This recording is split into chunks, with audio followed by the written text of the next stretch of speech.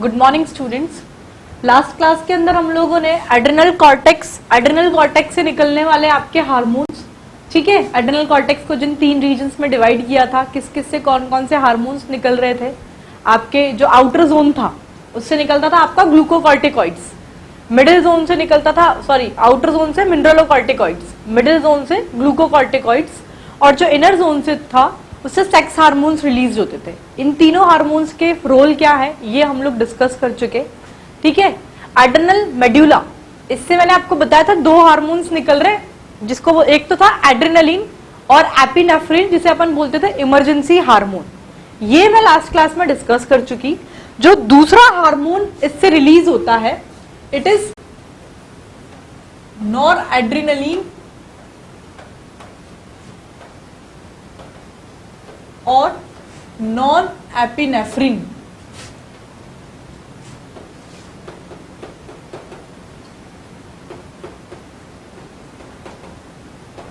ठीक है, ये हम लोग डिस्कस करेंगे आज। तो जैसे कि मैंने आपको एड्रेनलिन में बताया था ना कि it is the 80% of the total hormone which is secreted by the adrenal medulla. ऐसे ही आपका जो नॉन एपिनेफ्रिन है it is the 20% part of the total hormone which is secreted by the adrenal medulla. Adrenal medulla से जितने hormone secrete होते हैं उसका 20% part होता है आपका नॉर एड्रेनलिन। लिख दीजिए,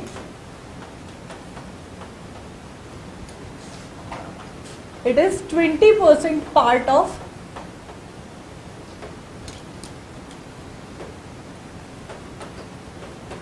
total hormones secreted by adrenal medulla.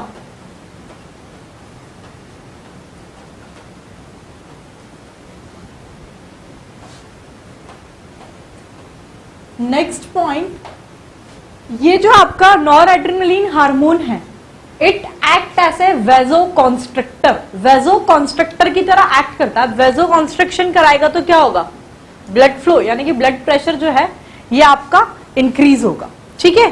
तो ये इसका रोल है, लेकिन इसका एक एक्सेप्शन है। आपकी हार्ट की जो कोरोनरी आर्टरी होती है उसके अंदर जरूर ये वेजोकॉन्स्ट्रिक्शन नहीं कराता है, ये एक एक्सेप्शन है इस नॉर एड्रेनलिन का। बाकी इसका काम क्या है लिख लीजिए, इट एक्ट एज ए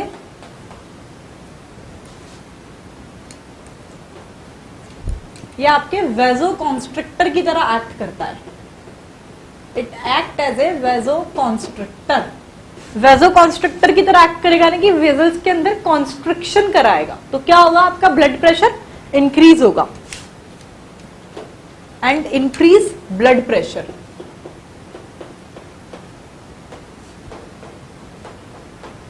ठीक है, इसका एक्सेप्शन नोट कर लीजिए। वैसे तो ये वेजोकॉन्स्ट्रिक्टर है, लेकिन आपकी हार्ट की जो कोरोनरी आर्टरी है, कोरोनरी आर्टरी के अंदर ये वेजोकॉन्स्ट्रिक्शन नहीं कराता है, ठीक है। तो लिख लीजिए, it does not constrict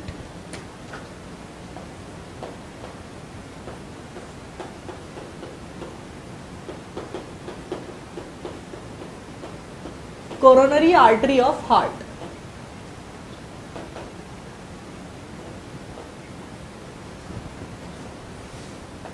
It is the exception of noradrenaline और norepinephrine हार्मोन, ठीक है।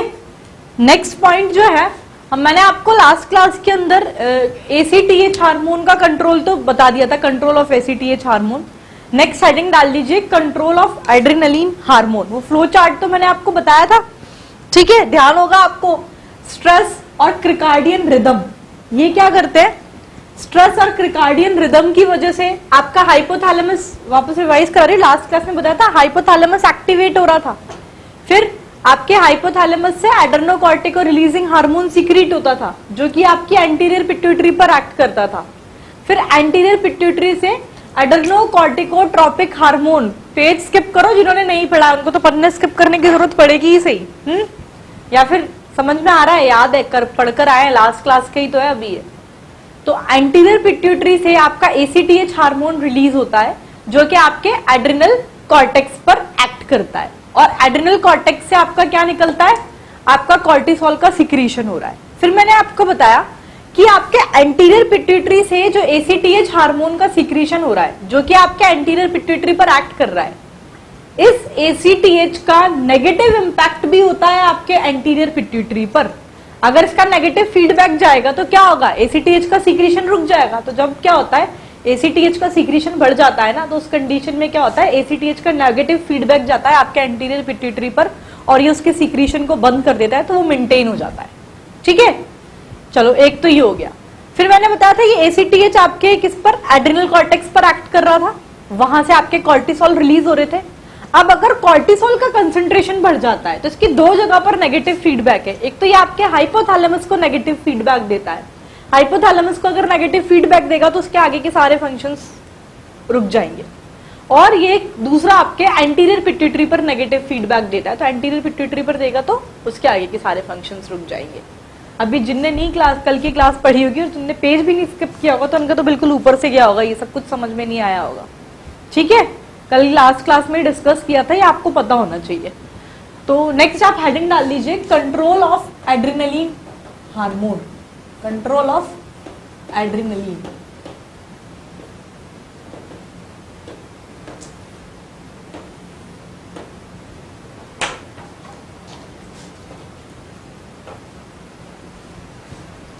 सबसे पहला पॉइंट ये है इसके अंदर, ये अब अभी मैंने आपको जो बताया ना, ये जो एसीटीएच के सीक्रेशन, इसमें देखो आपकी जो एंटीरियर पिट्यूटरी है, ये एंटीरियर पिट्यूटरी से जो एसीटीएच हार्मोन निकल रहा है आपका, ठीक है, इसका रोल है आपके एड्रिनल कॉर्टेक्स के हार्मोन कॉर्टिसोल के रिलीजिंग के लिए, ठीक है, उसको कंट्रोल करता है।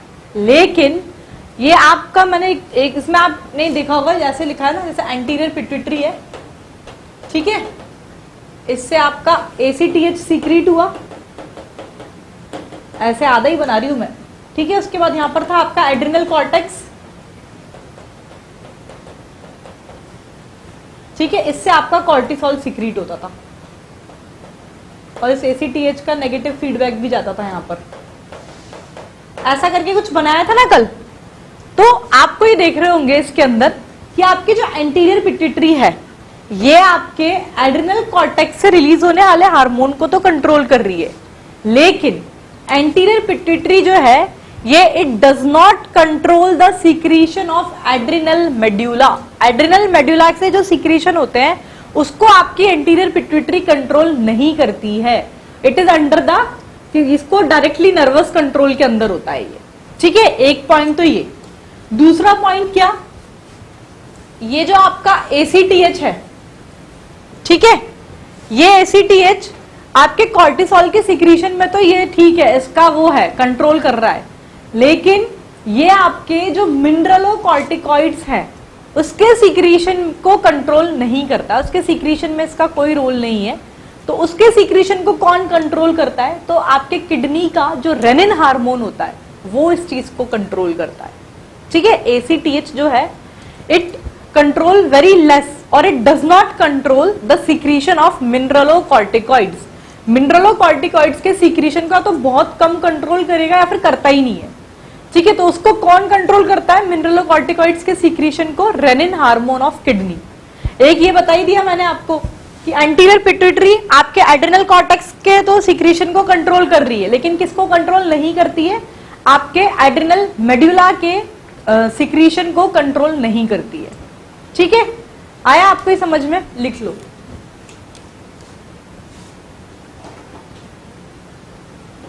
सबसे पहले एसीटीएच, एसीटीएच हार्मोन यानी कि adrenocorticotrophic hormone of anterior pituitary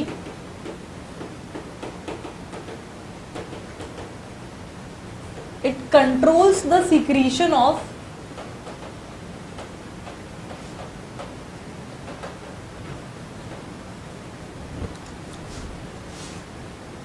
ये किसके सिक्रीशन को कंट्रोल कर रही है, control the secretion of adrenal cortex.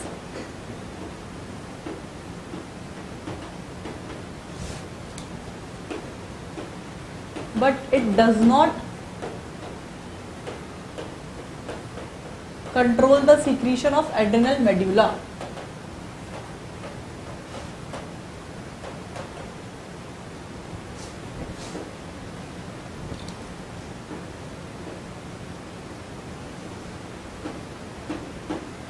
ठीक है। एड्रिनल मेड्यूला के सीक्रेशन को ये कंट्रोल नहीं करता है। एड्रिनल मेड्यूला के सीक्रेशन को फिर कौन कंट्रोल करता है? It is directly under the nervous control.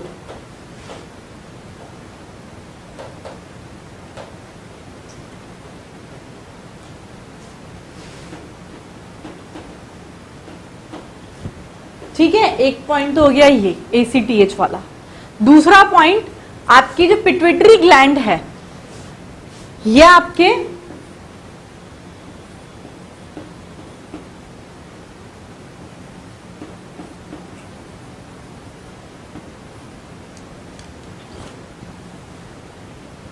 ACTH नहीं, आप लिखो anterior lobe of pituitary. ACTH वाला तो मैंने भी आपको बताया था, उसको लिखा नहीं है। तो पिट्यूटरी ग्लैंड ही लिख लो सीधा, यहाँ पर ग्लैंड ऐड कर लेना, ठीक है, कोई दिक्कत नहीं है। लैंग्वेज फॉर्मेट ऐसे ही लिखो, चार्ट से पता है ना आपको। पिट्यूटरी ग्लैंड आपके उसको एड्रिनल कॉर्टेक्स के सिक्रीशन को कंट्रोल कर रही है, एड्रिनल मेड्यूला का की नहीं करती। एड्रिनल मेड्यूला को कौन करता है? It is directly under the neural control. फिर नेक्स्ट पॉइंट, आपका जो ACTH का जो सिक्रीशन होता है एंटीरियर लोब ऑफ पिट्यूटरी से, ठीक है, ये आपके क्या बोलते हैं, मिनरलोकॉर्टिकॉइड्स के सिक्रीशन को कंट्रोल नहीं करता है। उसको कौन करता है? इट इज अंडर द, वो करता है किडनी से जो रेनिन हार्मोन निकलता है वो उसे कंट्रोल करता है। लिख लीजिए, ACTH of anterior pituitary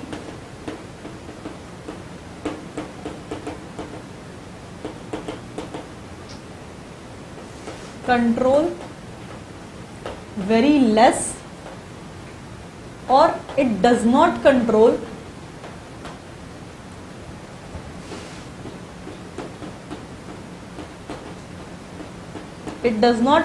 the secretion of mineralocorticoids.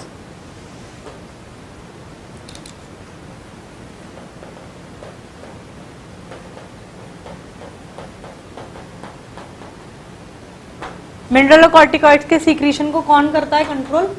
It is controlled by renin hormone of kidney. Renin hormone जो निकलता है आपके किडनी से वो मिनरलोकॉर्टिकॉइड्स के सीक्रेशन को कंट्रोल करता है। Clear? It is all about the control of adrenaline.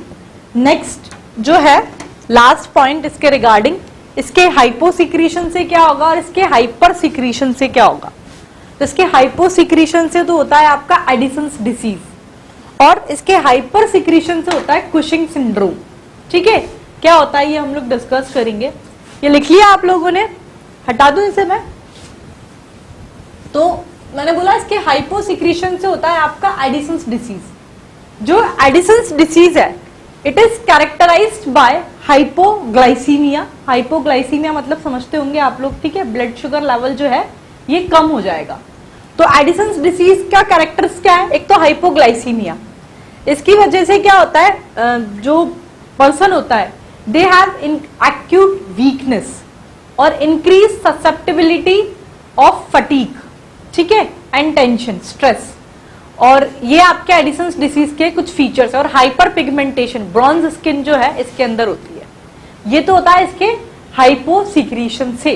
ठीक है, हाइपोसिक्रीशन से 4 कीवर्ड्स ध्यान रखिएगा: hypoglycaemia, acute weakness, increase susceptibility for stress and fatigue, and hyperpigmentation of skin, bronze skin. ये सब फीचर्स है आपके एडिसन्स डिसीज के, और ये होता है आपके इसके हाइपोसिक्रीशन की वजह से। अगर आपका ये कॉर्टिसोल का सिक्रीशन कम हो रहा है तो, अगर इसका सिक्रीशन ज्यादा हो, इसके हाइपर सिक्रीशन से होता है आपका कुशिंग सिंड्रोम या फिर डिसीज। कुशिंग सिंड्रोम या डिसीज में क्या होता है, आपके कॉर्टिसोल के हाइपर सिक्रीशन की वजह से जो फैट का ब्रेकडाउन होता है बहुत ज्यादा, ठीक है, और ये जो फैट का जो ब्रेकडाउन हो रहा है ये आपके मतलब अनइवनली किसी भी बॉडी पार्ट में जाके एक्यूमुलेट हो जाता है, जैसे कि फेस पर और अपर एब्डोमिनल रीजन पर। इसकी वजह से मून फेसेस, बफेलो हम, ये सब जो है, फिश माउथ, ये आपको देखने को मिलता है। ये कैरेक्टरिस्टिक फीचर्स हैं आपके कुशिंग सिंड्रोम के। ठीक है, समझ में आ गया? लिख लो इसे। सबसे पहले हेडिंग डाल लो, इसके हाइपोसिक्रीशन से क्या होगा।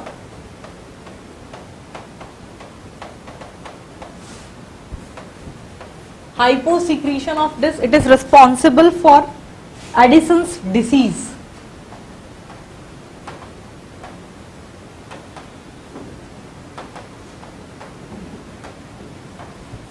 ठीक है, हाइपोसिक्रीशन से हुई आपकी एडिसन्स डिसीज.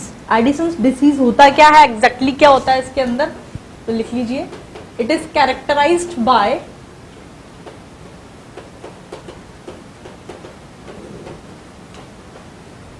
इसके अंदर होता है हाइपोग्लाइसीमिया. हाइपोग्लाइसीमिया यानी कि ब्लड शुगर कम हो गया है आपका. It is characterised by hypoglycaemia, acute weakness,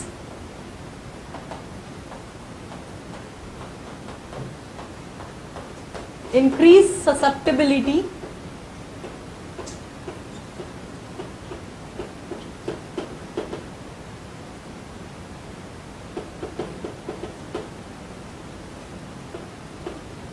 increase susceptibility to stress and fatigue. बहुत जल्दी थक जाते हैं, fatigue. ठीक है, एंड हाइपर पिगमेंटेशन यानी कि ब्रॉन्ज स्किन बोलते हैं, and hyper pigmentation.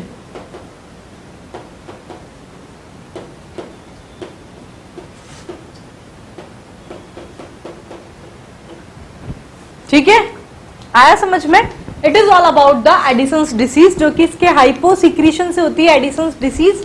Edison's disease के कैरेक्टरिस्टिक फीचर्स है ये hypoglycaemia, acute weakness, increase susceptibility to stress and fatigue, and hyperpigmentation of skin यानी कि ब्रॉन्ज स्किन. ठीक है, नेक्स्ट इसके हाइपर सिक्रीशन, इसके ज्यादा सिक्रीशन की वजह से क्या होता है, तो लिख लीजिए.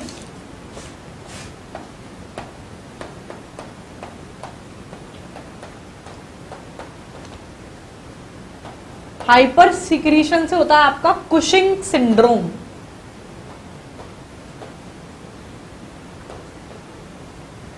ब्रैकेट में डिसीज भी लिख लो.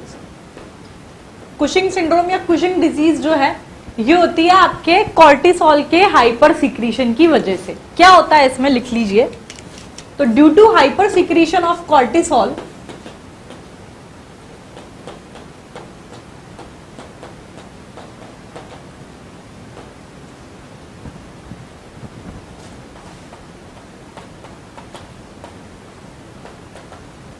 There is excess breakdown of fat. ठीक है, एक्सेस ब्रेकडाउन होता है आपके फैट का यानी कि लाइपोलाइसिस होता है. तो लिख लीजिए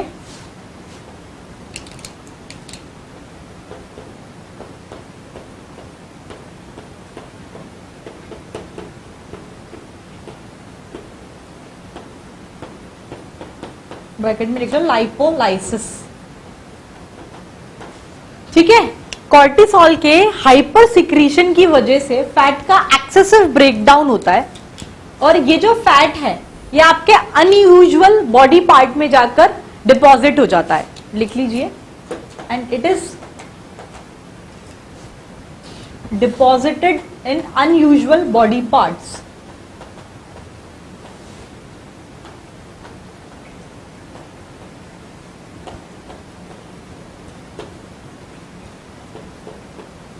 जैसे कि आपके like face and upper abdomen, यहां पर ये डिपॉजिट हो जाता है, इसका डिपॉजिशन हो जाता है like face and upper abdomen.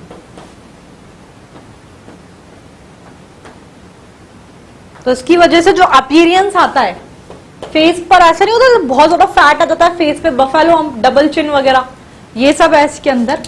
तो इसकी वजह से होता है आपका मून फेसेस और आपका fish mouth and buffalo hump.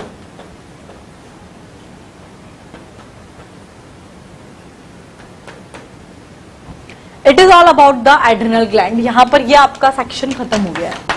ठीक है, लास्ट क्लास का ये जो एड्रिनलिन का जो कंट्रोल है ना, इसके पहले आप एक बार वो वाला देख लेना, एसीटीएच का जो मैंने कंट्रोल बताया था, तो आपको पता लगेगा.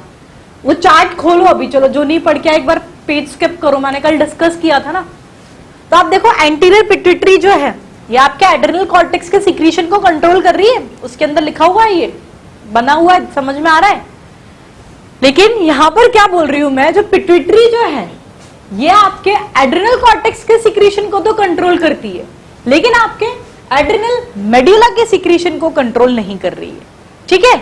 फिर नेक्स्ट पॉइंट आप देख रहे होंगे, जो एड्रेनोकॉर्टिकोट्रॉफिक हार्मोन है, ये एसीटीएच हार्मोन जो है, जो कि आपके एंटीरियर लोब ऑफ पिट्यूटरी से निकलता है, ये आपके मिनरलोकॉर्टिकॉइड्स के सिक्रीशन को कंट्रोल नहीं करता है। ये मैंने इसको बताया, कौन करता है, जो रेनिन हार्मोन होता है आपके किडनी का, वो इसको कंट्रोल करता है। फिर हम लोगों ने इसके हाइपोसिक्रीशन और हाइपर सिक्रीशन से, इसके हाइपोसिक्रीशन से की पॉइंट याद रखिएगा, हाइपोसिक्रीशन से होता है एडिसन्स डिसीज, हाइपर सिक्रीशन से होता है कुशिंग सिंड्रोम। अब एडिसन्स डिसीज में क्या होता है ये देख लेना, hypoglycaemia, acute weakness, increase susceptibility to stress and fatigue and the hyperpigmentation of skin. They all are the characteristic features of the Addison's disease, which is caused by the hyposecretion of cortisol. इसके hyper secretion से क्या होता है, fat का excessive breakdown होता है, यानी कि लाइपोलाइसिस होता है। तो ये जो फैट का जो एक्सेसिव ब्रेकडाउन हो रहा है, फिर ये जो फैट है आपके बॉडी के अनयूजुअल पार्ट्स में जाके डिपॉजिट हो जाता है, जैसे कि फेस पर डिपॉजिट हो जाता है, अपर एब्डोमेन वाला जो एरिया है वहां पर फैट का डिपॉजिशन होता है। तो इसकी वजह से जो अपीयरेंस आता है, मून फेसेस, फिश माउथ और buffalo hump, they are the characteristic features of the Cushing syndrome और the disease. Clear, it is all about this. Next हम लोग आपकी पैनक्रियाज जो है ये डिस्कस करेंगे, ठीक है। बस फिर पैनक्रियाज के बाद डायरेक्टली एक और बचा थाइमस ग्लैंड, उसके बाद it will and up with this chapter also, ठीक है। हटा दूं, चलो चलो पैनक्रियाज के बारे में थोड़ा बहुत आइडिया होगा आप लोगों को, कुछ बताओगे मुझे? डाइजेस्टिव पढ़ चुके, कुछ तो कहीं ना कहीं पढ़ाया था मैंने, acini, slit of Langerhans, structure of pancreas discuss किया है मैंने, मुझे ध्यान है। बताओ बताओ थोड़ी बहुत नॉलेज क्या पता है पैनक्रियाज के बारे में। और एक कुछ नहीं तो ये तो पता ही होगा, क्या होता है, कौन सी डिजीज है आपकी, डायबिटीज। इंसुलिन के बारे में कुछ आइडिया है ना, डायबिटीज मेलाइटस, डायबिटीज इंसिपिडस बहुत कॉमन है लोगों के अंदर। क्या होता है उसके अंदर, किस वजह से होती है, क्या क्या प्रिकॉशंस होते हैं, फिर क्या उसका मोड ऑफ ट्रीटमेंट क्या है। जनरल एक तो ये आम वो वाली अपनी बुक की ज्ञान नहीं पूछ रही मैं, आपको जनरल लाइफस्टाइल में जो आप लोगों को पता है इस बारे में पूछो ही मत।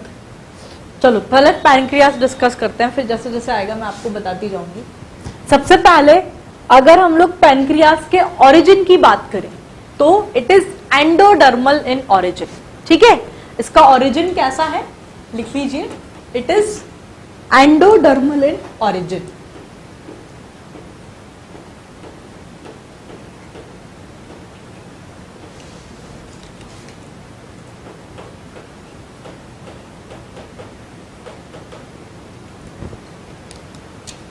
नेक्स्ट पॉइंट, अगर पैनक्रियाज की लोकेशन की हम लोग बात करें तो ये एक पिंक कलर की मिक्स्ड ग्लैंड है आपकी, ठीक है। मिक्स्ड ग्लैंड बोल रही हूँ मैं, एंडोक्राइन एक्सोक्राइन दोनों ही होता होगा, हिट्रोजीनस है।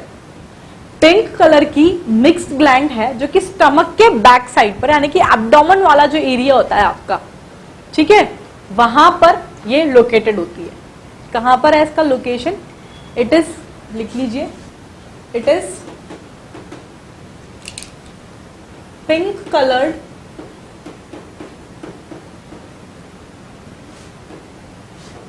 मिक्स्ड ग्लैंड यानी कि it is heterocrine in nature, which is situated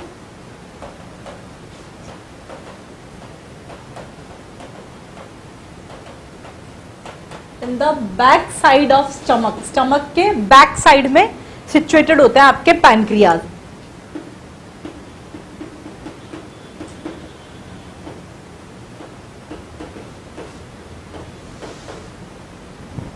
ठीक है। फिर नेक्स्ट पॉइंट, आपके जो पैनक्रियाज हैं इनके पास आपने सुना होगा ये नाम एसिनाई, ठीक है, न्यूमरस एसिनाई प्रेजेंट होते हैं।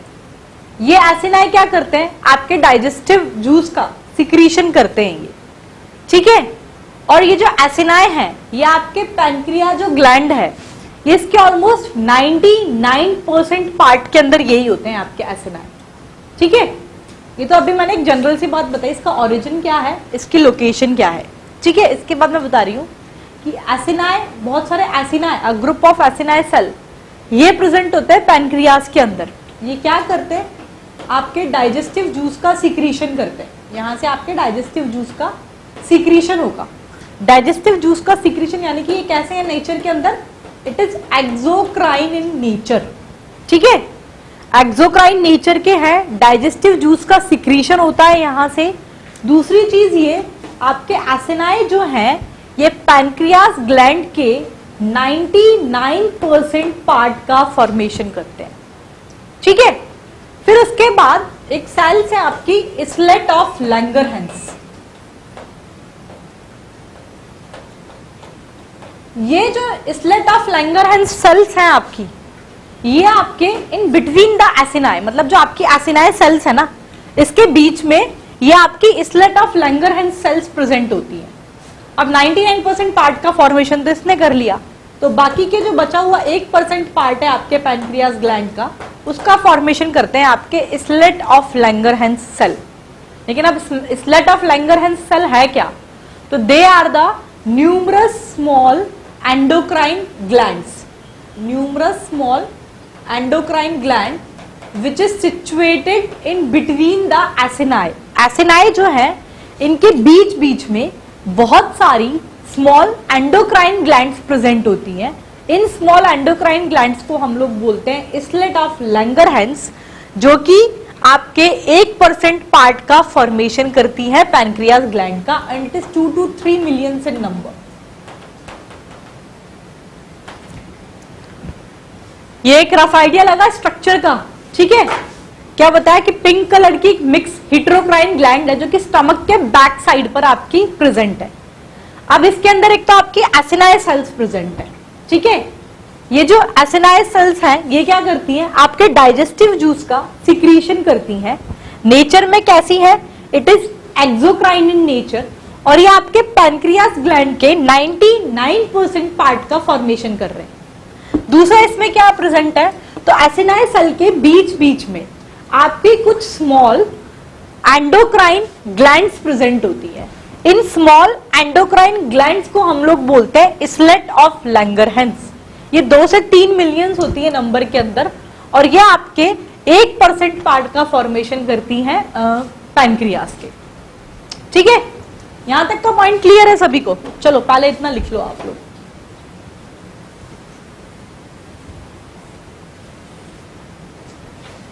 तो लिखिए नेक्स्ट पॉइंट, आपके एसिनाई प्रेजेंट होते हैं इसके अंदर।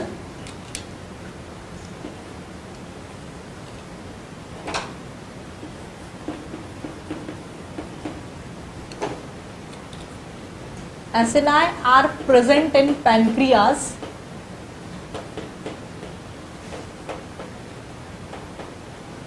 जो कि किसका सिक्रीशन करते हैं, विच सीक्रीट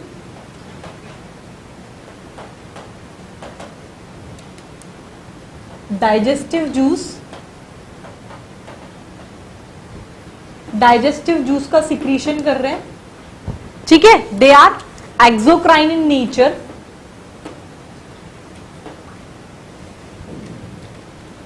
एसिनाई सेल्स जो है आपकी ये एक्सोक्राइन नेचर की होती हैं।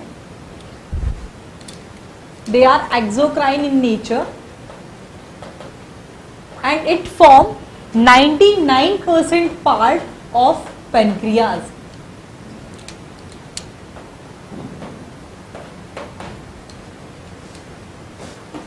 It form 99% part of pancreas gland.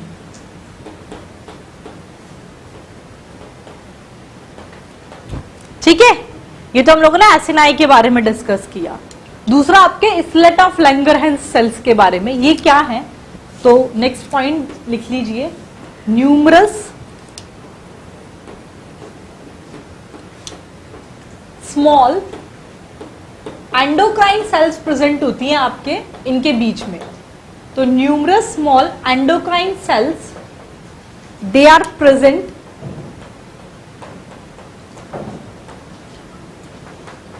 In between the acini. ये जो आपके एसिनाई सेल्स हैं, इनके बीच में बहुत सारी स्मॉल छोटी छोटी एंडोक्राइन ग्लैंड्स प्रेजेंट होती हैं। इन स्मॉल एंडोक्राइन ग्लैंड्स को हम लोग क्या बोलते हैं? They are known as islet of Langerhans cell. Cells की जगह ग्लैंड्स लिखो।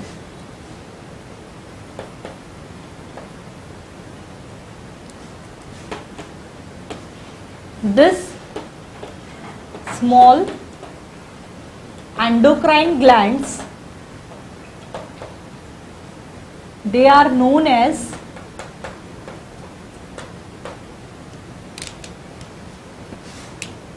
इसको बोलते हैं islets of Langerhans cell।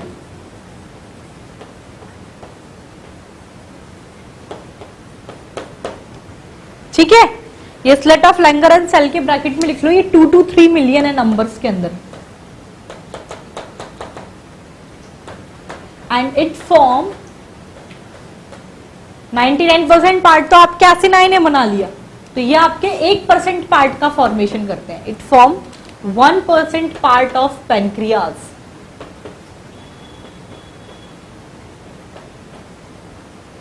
ठीक है, अब आपके मतलब पैनक्रिया के स्ट्रक्चर में एसिनाई प्रेजेंट है, जो कि आपके नेचर के अंदर है एक्सोक्राइन। ठीक है, और islet of Langerhans cell present है, जो कि आपकी एंडोक्राइन ग्लैंड्स। तो एक्सोक्राइन और एंडोक्राइन दोनों है, इस वजह से they are the mixed gland. समझ में आ गया वाई दे आर हेटेरोक्राइन और mixed gland in nature. Clear? अब नेक्स्ट पॉइंट ये कि आपके जो स्लेट ऑफ लैंगरहैंस सेल्स जो है ना, स्लेट ऑफ लैंगरहैंस के अंदर आपकी 4 टाइप की सेल्स प्रेजेंट है। ठीक है, कौन कौन सी है ये cell? Alpha cell, beta cell, delta cell और एफ सेल और पीपी सेल्स। ये 4 टाइप की सेल्स प्रेजेंट होती हैं आपकी स्लेट ऑफ लैंगरहैंस के अंदर। इन चारों टाइप के सेल्स के बारे में कुछ पॉइंट्स हम लोग डिस्कस करेंगे। उसके पहले ये नोट कर लिया सभी ने? हटा दो इसे मैं। चलिए, तो नेक्स्ट हेडिंग, नेक्स्ट पॉइंट लिख लीजिए। 4 टाइप ऑफ सेल्स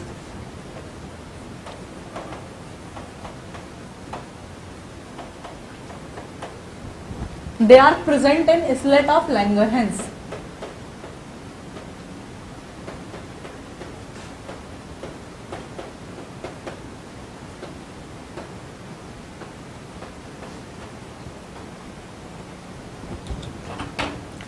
ये जो 4 टाइप की सेल्स हैं, इनका नाम है, एक तो है आपकी अल्फा सेल्स,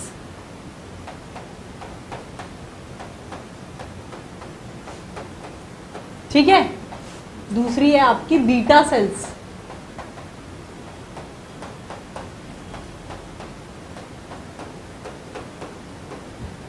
तीसरी है आपकी डेल्टा सेल्स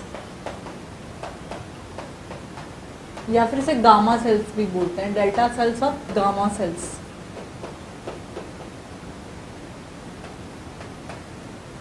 और चौथी है आपकी एफ सेल्स और पीपी सेल्स। ठीक है, ये आपकी 4 टाइप की सेल्स प्रेजेंट है स्लेट ऑफ लैंगरहैंस के अंदर, अल्फा, बीटा, डेल्टा और गामा सेल्स और एफ और पीपी सेल्स।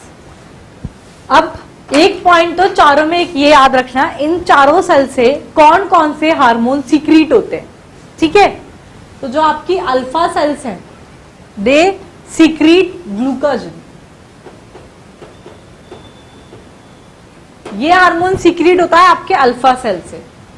जो बीटा सेल्स हैं, ये आपके इंसुलिन हार्मोन का सीक्रीशन करती है।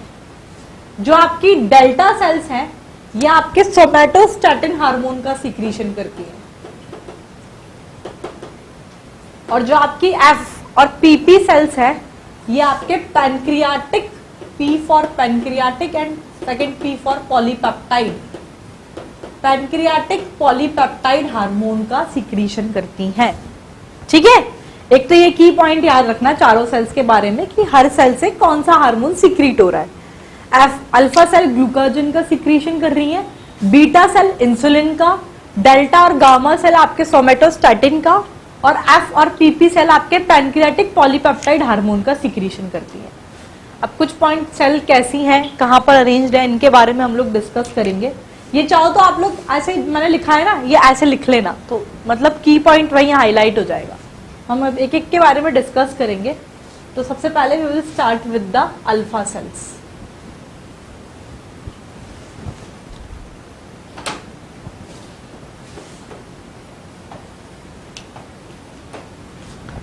सबसे पहला पॉइंट अल्फा सेल्स के बारे में ये है, it is the largest cells present in peripheral region. Peripheral region में प्रेजेंट लार्जेस्ट सेल्स होती हैं आपकी अल्फा सेल्स। ठीक है, तो लिख लीजिए, it is the largest cells present in peripheral region. Peripheral region में प्रेजेंट होने वाली सबसे लार्जेस्ट सेल्स हैं आपकी अल्फा सेल्स। और ये कौन से हार्मोन का सीक्रीशन करती है? दे सीक्रीट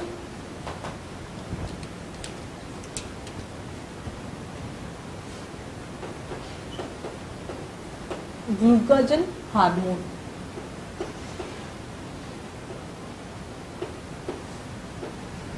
ठीक है, it is all about the alpha cells. Next जो आपकी दूसरी टाइप की सेल्स थी, that is the beta sales.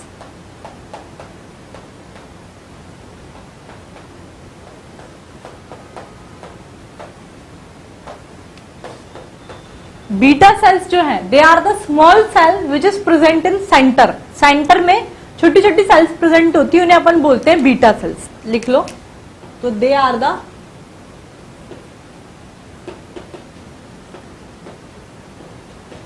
Small cells present in centre. ठीक है, और ये किसका सिक्रीशन करती हैं? दे सीक्रीट इंसुलिन हार्मोन का सीक्रीशन होता है इससे।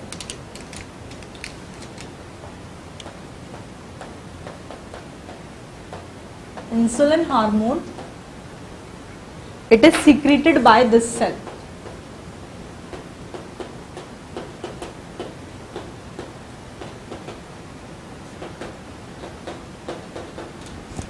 ठीक है, जो तीसरी टाइप की आपकी सेल्स हैं, they are the delta cells और the gamma sales.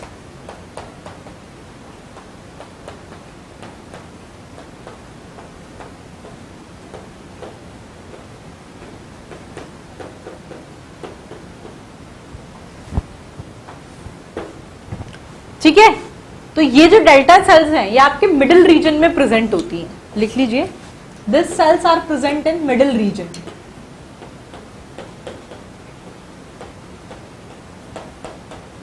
Middle region में ये सेल्स आपकी प्रेजेंट होती है।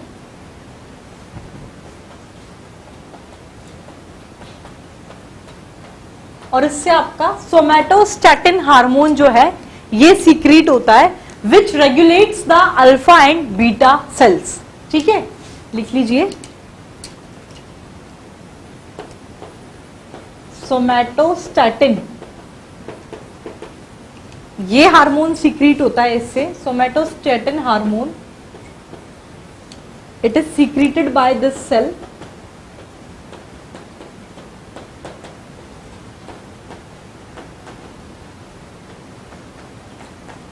जो कि आपके अल्फा और बीटा सेल्स को रेगुलेट करता है, विच regulate alpha and beta cells. ठीक है, नेक्स्ट आपका जो फोर्थ टाइप की जो सेल्स हैं, they are the gamma F cells और द पीपी सेल्स। क्या होता है हम लोग डिस्कस करेंगे। ये लिख लिया सभी ने? हटा दूं मैं इसे?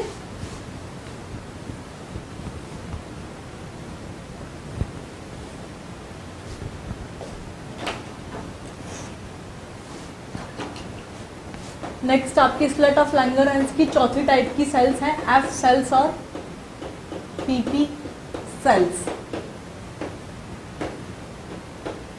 इससे मैंने बताया आपका पैनक्रियाटिक पॉलीपेप्टाइड हार्मोन जो है ये सीक्रेट होता है आपकी सेल से।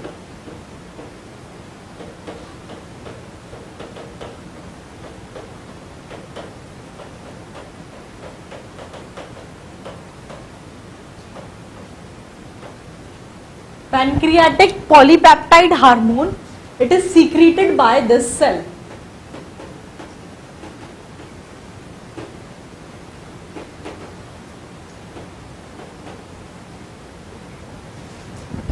और ये क्या करता है? It stimulate reabsorption of food in intestine. ठीक है?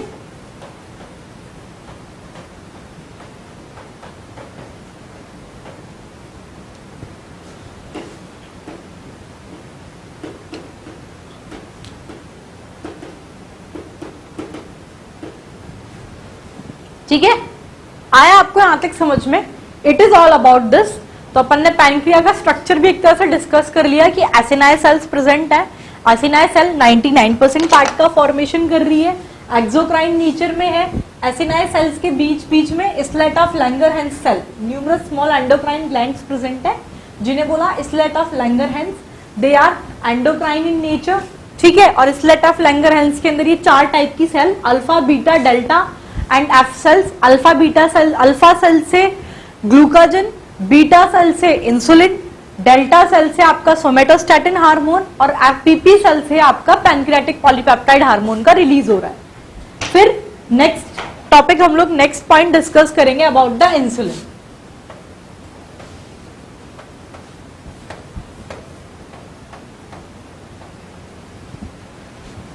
पहले तो कुछ साइंटिस्ट के नाम लिख लो कि सबसे पहले से प्रिपेयर्ड और ऑब्जर्व किसने किया था। It was prepared and observed by the Banting and bat.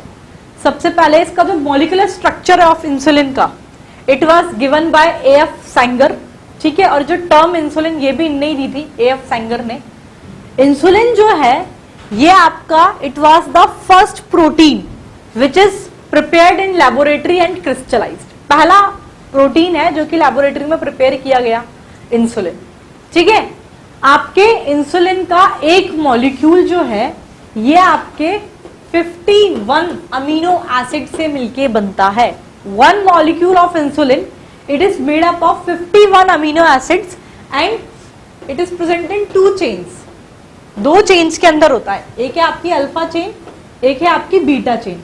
Alpha chain के अंदर आपके 21 अमीनो एसिड्स प्रेजेंट होते हैं और बीटा चेन के अंदर आपके 30 अमीनो एसिड्स प्रेजेंट होते हैं। तो ये 2 चेन हो गई, 30 + 21 51 हो गए। ऐसे 51 अमीनो एसिड और 2 चेन्स ये आपके एक इंसुलिन के मॉलिक्यूल के अंदर प्रेजेंट होती है।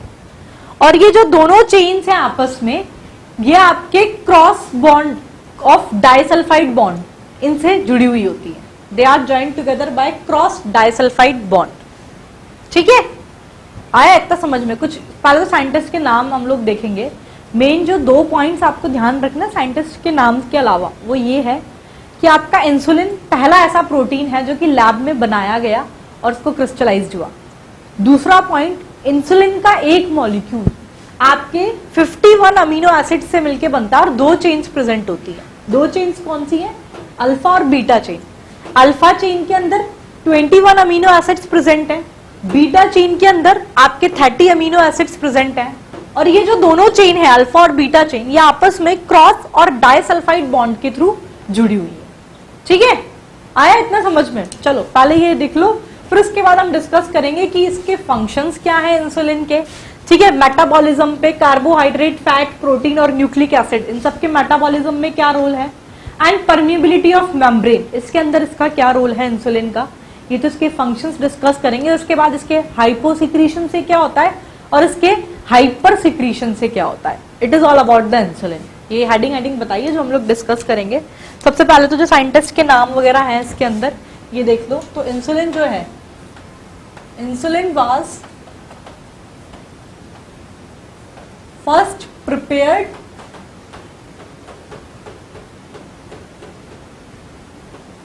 and observed by,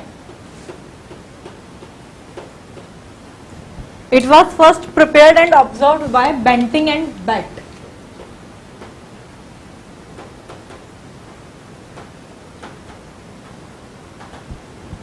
ठीक है। मॉलिक्यूलर स्ट्रक्चर जो है आपके इंसुलिन का, इट वॉज गिवन बाय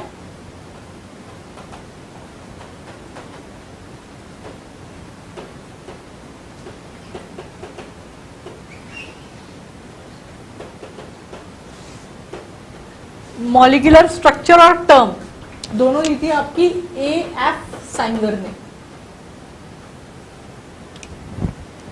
ये भी लिख लो, term insulin was given bye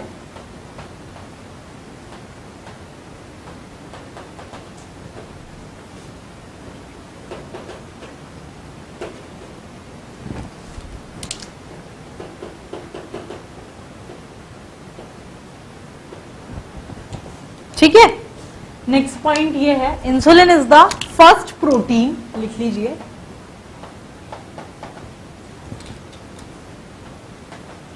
insulin is the first protein which is prepared in laboratory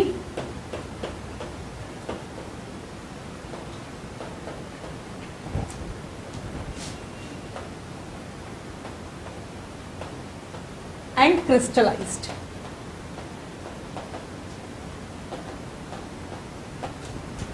ठीक है। फिर मैंने बताया आपको इंसुलिन का एक मॉलिक्यूल कितने अमीनो एसिड से मिलके बना हुआ है, तो लिख लीजिए 1 molecule of insulin, it is made up of 51 amino acid। यह आपके 51 अमीनो एसिड से मिलके बना हुआ है एंड 2 चेन्स।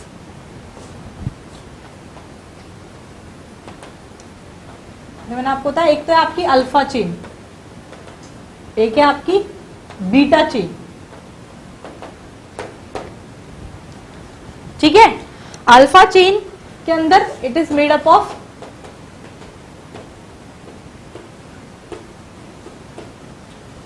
इसके अंदर है आपके अल्फा चेन के अंदर 21 अमीनो एसिड्स। ठीक है। और बीटा चेन के अंदर है it is made up of 30 amino acids. And both the branches of this chain, they are linked together by cross disulfide bond। लिख लीजिए, and both the branches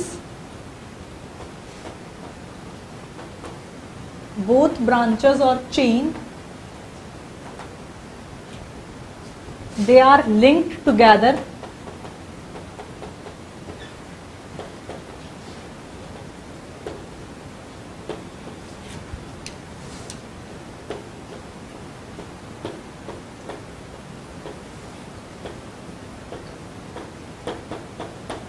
cross disulphide bond, इससे linked रहती है chains, दोनों की दोनों chains आपस में। ठीक है। और एक पॉइंट ये लिख लेना आप, मैं यहां पर ऐसे ही लिख देती हूँ, ये जो A.F. सैंगर हैं, they are awarded Nobel prize for it. ठीक है। इनको नोबेल प्राइज दिया गया था, they are awarded Nobel prize for it. Clear. ये अपना एक जनरल इंट्रोडक्शन टर्म्स हम लोगों ने देखा। इसमें मेनली साइंटिस्ट के नाम के अलावा एक पॉइंट ये इंपॉर्टेंट है कि इंसुलिन का एक मॉलिक्यूल 51 अमीनो एसिड और 2 चेन से मिलके बन रहा है। अल्फा और बीटा चेन है, अल्फा चेन में 21 अमीनो एसिड है, बीटा चेन में 30 अमीनो एसिड्स प्रेजेंट होते हैं, दोनों आपस में क्रॉस डाइसल्फाइड बॉन्ड से जुड़े हुए हैं। ठीक है। नेक्स्ट हम लोग आपके इंसुलिन के फंक्शंस जो हैं ये डिस्कस करेंगे। तो इंसुलिन का फंक्शन एक तो है परमेबिलिटी ऑफ मेम्ब्रेन पर, दूसरा आपके मेटाबॉलिज्म में इसका क्या रोल है। सबसे पहले मेम्ब्रेन की परमेबिलिटी में इसका क्या रोल है हम लोग डिस्कस करेंगे।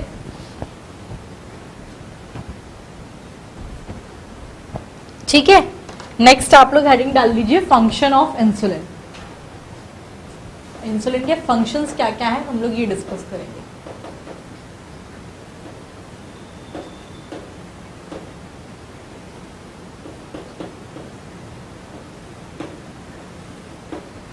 सबसे पहला इसकी मेम्ब्रेन की परमेबिलिटी पर क्या फंक्शन है ये डिस्कस करेंगे। सबसे पहला हेडिंग डाल लो ऑन मेम्ब्रेन परमेबिलिटी।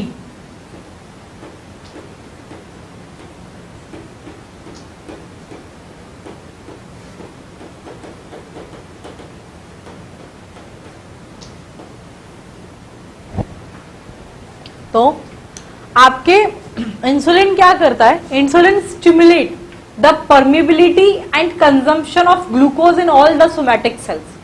सारी सोमैटिक सेल्स के अंदर मैम परमिएबिलिटी और ग्लूकोज के कंजम्पशन को स्टिमुलेट करता है। एक्सेप्शन है लेकिन इसका आपकी brain cell, RBC, genital epithelium और रेटिना, इनको छोड़कर। ठीक है, लिख लो एक्सेप्ट ब्रेन सेल्स, पहले एक्सेप्शन से शुरू कर रहे हैं, ठीक है। Brain cells, RBC, retina and genital epithelium, इनको छोड़कर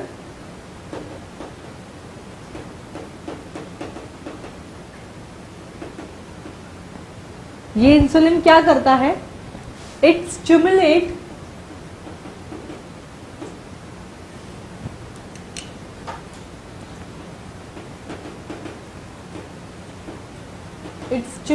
the permeability and consumption of glucose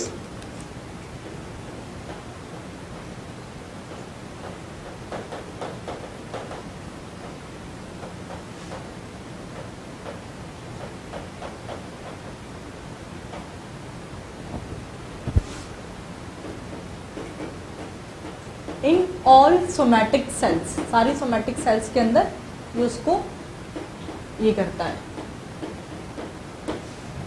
ठीक है, ये तो इसका पहला फंक्शन है मेम्ब्रेन की परमेबिलिटी।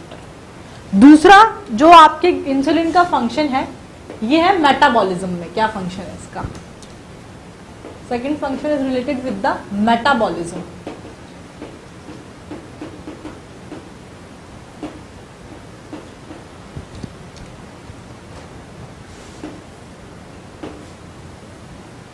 ठीक है, तो मेटाबॉलिज्म में अपन फैट, कार्बोहाइड्रेट, प्रोटीन और न्यूक्लिक एसिड चारों का डिस्कस करेंगे। सबसे पहले हम लोग स्टार्ट करते हैं आपके कार्बोहाइड्रेट से।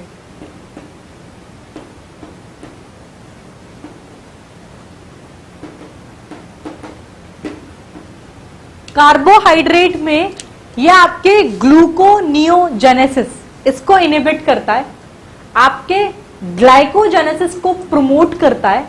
ठीक है, आपके ग्लाइकोजिनोलाइसिस इसको इनहिबिट करता है और जो पेरिफेरल यूटिलाइजेशन ऑफ ग्लूकोज उसको बढ़ाता है। ठीक है, ये है आपके कार्बोहाइड्रेट में इसका रोल। लिख लो सारे पॉइंट। क्या बताया? सबसे पहला पॉइंट, इट इनहिबिट, किसको इनहिबिट कर रहा है ये? Gluconeogenesis.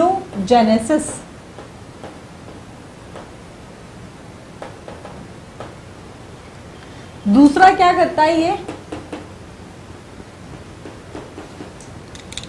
It promote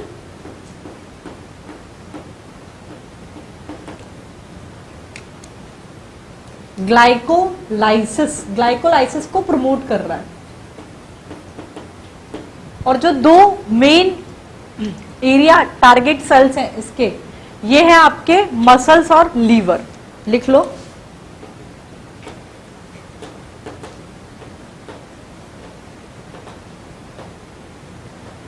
two main area of glycolysis, it is liver and muscle.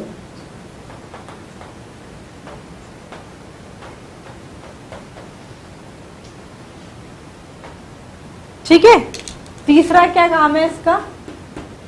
It enhance the peripheral utilisation of glucose.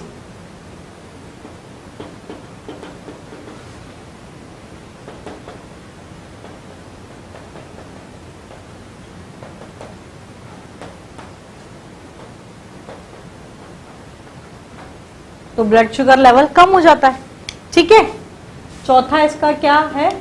It inhibit glycogenolysis.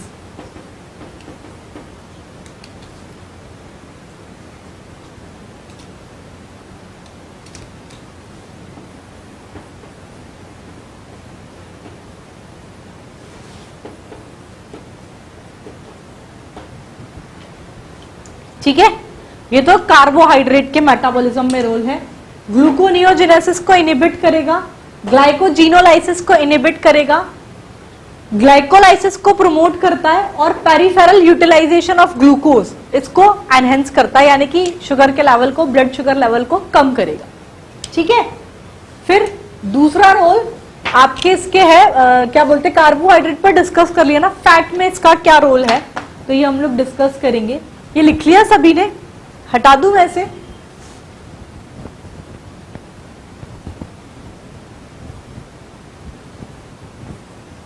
तो नेक्स्ट आप लोग हेडिंग डाल दीजिए दूसरा, इसका रोल। अब हम कार्बोहाइड्रेट में 4 पॉइंट्स डिस्कस कर चुके हैं, इंसुलिन का क्या फंक्शन है। दूसरा इसका रोल है आपके फैट के अंदर, तो it inhibit the lipolysis and promote lipogenesis. ठीक है, लाइपोलाइसिस को इनहिबिट करेगा, लाइपोजेनेसिस को प्रोमोट करेगा, प्लस आपके कीटोन बॉडीज के फॉर्मेशन को भी इनहिबिट करता है। ये इसका रोल है फैट के अंदर। तो लिख लीजिए, it inhibit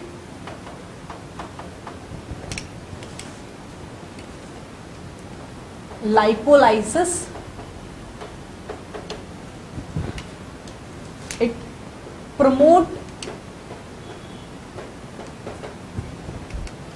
lipogenesis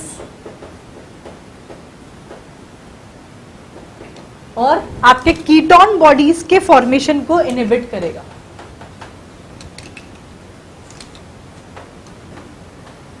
inhibit the formation of ketone bodies.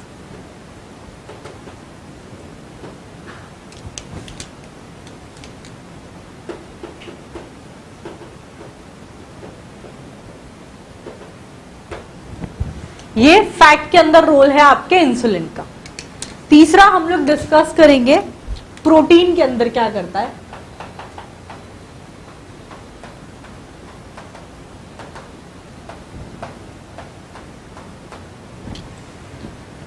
आपके प्रोटीन सिंथेसिस को इंक्रीज करता है ये। ठीक है, तो प्रोटीन के अंदर इट इंक्रीज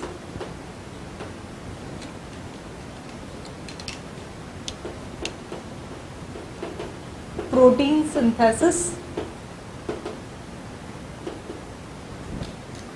बाय अपटेक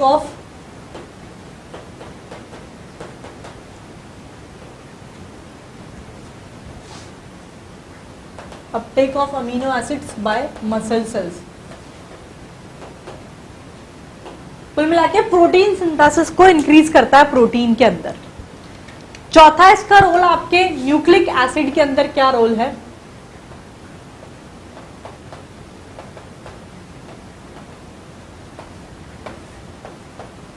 तो it promotes the DNA and RNA synthesis.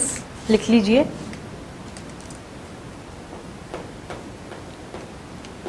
It promote DNA and RNA synthesis.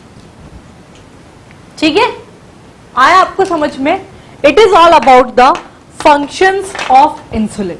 इसकी मेम्ब्रेन परमेबिलिटी पर क्या रोल है, तो मैंने बताया आपके जितनी भी सोमैटिक सेल्स हैं उनके अंदर परमेबिलिटी और ग्लूकोज के कंजम्पशन को बढ़ाता है। लेकिन देखो, stimulate the permeability and consumption of glucose in all somatic cells. सारी सोमैटिक सेल्स में परमेबिलिटी और ग्लूकोज के कंजम्पशन को स्टिमुलेट करेगा, एक्सेप्ट किन किन को छोड़कर, brain cells, RBC, retina and genital epithelium, इनको छोड़कर। ठीक है, दूसरा फंक्शन हमने इसके मेटाबॉलिज्म में देखा। कार्बोहाइड्रेट में क्या करता है, ग्लूकोनियोजेनेसिस को इनहिबिट करेगा, promote the glycolysis, inhibit the glycogenolysis and enhance the peripheral utilisation of glucose. Peripheral utilisation of glucose यानी कि ब्लड शुगर लेवल कम हो जाएगा। ठीक है, प्रोटीन के अंदर प्रोटीन के सिंथेसिस को बढ़ा रहा है, लिपिड फैट के अंदर फैट के सिंथेसिस को तो बढ़ा रहा है, लाइपोजेनेसिस को तो इंक्रीज कर रहा है और इसके ब्रेकडाउन को कम कर रहा है, इनहिबिट कर रहा है, और आपके कीटोन बॉडीज के फॉर्मेशन को भी इनहिबिट कर रहा है। न्यूक्लिक एसिड के अंदर डीएनए और आरएनए फॉर्मेशन को प्रमोट करता है। It is all about the functions of insulin. Next, इसके इंसुलिन के हाइपो सिक्रीशन से क्या होता है और इंसुलिन के हाइपर सिक्रीशन से क्या होता है हम लोग डिस्कस करेंगे। तो हाइपो और हाइपर मतलब कम सिक्रीट हुआ तो क्या होगा और ज्यादा सिक्रीट हुआ तो क्या होगा। तो किसी भी चीज को कम या ज्यादा बोलने से पहले उसकी हमें नॉर्मल रेंज पता होनी चाहिए। इसकी नॉर्मल रेंज है, लिख लो, 90 to 110 मिलीग्राम पर ml ऑफ ब्लड। ये आपकी इसका नॉर्मल कंसंट्रेशन है 90 to 110 मिलीग्राम। ठीक है, अब अगर आपके इंसुलिन हार्मोन का होता है हाइपोसिक्रीशन, हाइपोसिक्रीशन बोले तो कम सीक्रेट हुआ, इसके हाइपोसिक्रीशन से होता है हाइपरग्लाइसीमिया। हाइपरग्लाइसीमिया यानी कि increase level of glucose in blood, blood के अंदर ग्लूकोज का लेवल बढ़ जाता है। कैसे होता है, अगर आपके इंसुलिन का हाइपोसिक्रीशन होता है, कम अमाउंट में सिक्रीट हो रहा है, तो आपकी बॉडी की जो सेल्स है, तो आपके ब्लड के अंदर जो शुगर स्टोर्ड है, वो स्टोर्ड शुगर को आपकी बॉडी की सेल्स यूटिलाइज नहीं कर पाती है। इंसुलिन के हाइपोसिक्रीशन की वजह से स्टोर्ड शुगर को बॉडी सेल्स यूटिलाइज नहीं कर पा रही है। इसका मतलब क्या हुआ, जो स्टोर्ड शुगर है वो यूटिलाइज काम में तो आ नहीं रही, तो उसमें ही पड़ी हुई है, तो ब्लड शुगर लेवल हो गया increase, that is the hyperglycaemia. Diabetes insipidus और डायबिटीज मेलाइटस, कौन सा है ये, इट इज डायबिटीज मेलाइटस। ठीक है, तो ये होता है आपके हाइपोसिक्रीशन से diabetes mellitus which is a sugar disease. क्यों, कैसे होता है, क्योंकि इंसुलिन का सिक्रीशन कम हो रहा है, तो बॉडी के अंदर जो शुगर स्टोर्ड है बॉडी सेल्स उसे यूटिलाइज ही नहीं कर पा रही है।